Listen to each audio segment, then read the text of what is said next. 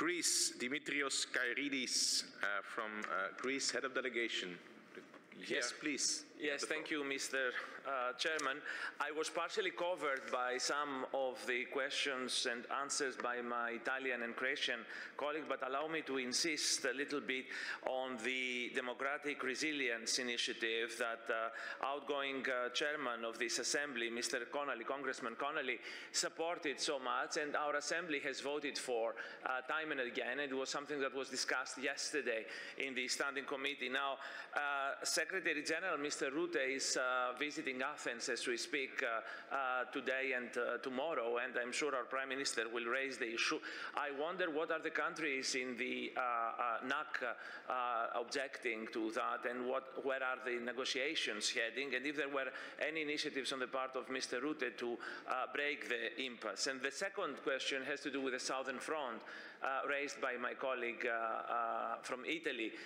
Obviously, the war in Ukraine with Russia is the top priority, but there is a discomfort in the Mediterranean countries that somehow the Southern Front does not take as big of a precedence. And it's not only the Mediterranean, we have trouble in the Red Sea. My country has been severely affected by the interruption of international trade and shipping lines through the Suez and the Red Sea, and I wonder what is the thinking in the headquarters about the situation there. And about, finally, the cooperation, you talk about many countries in our southern rim with the Republic of Cyprus. Thank you.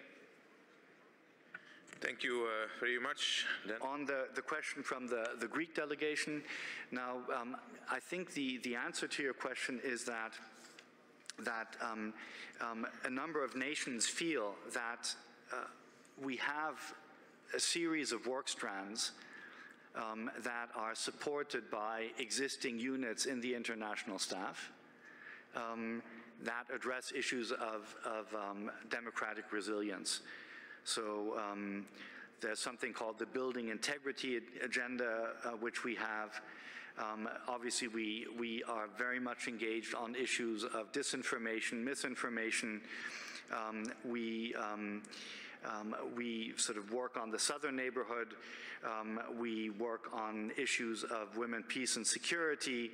We work on issues of media and media freedom across NATO allies and so on. So I cannot talk to the concerns of individual allies here, but it is evident that we are not close to having consensus. I think the Secretary General is well aware of the work that has been done here in the NATO Parliamentary Assembly. He is somebody who can try and bring about consensus, and that is essentially our job description. Every day, the Secretary General and we who work for him in the international staff are engaged in trying to bring about consensus at 32.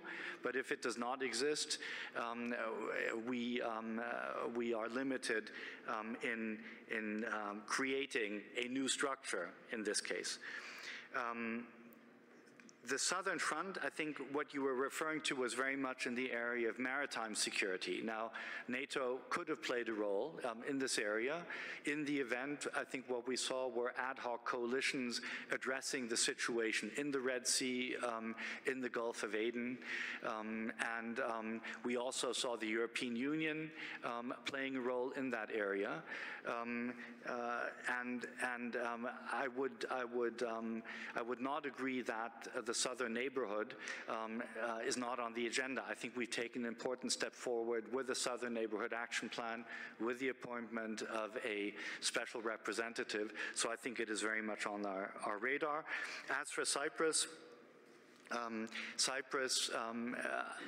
read this morning media reports about interest on the part of Cyprus of developing relations with NATO, but the current state of play is that Cyprus is not a partner, and I myself have not heard from the Cypriots about any intentions in this regard.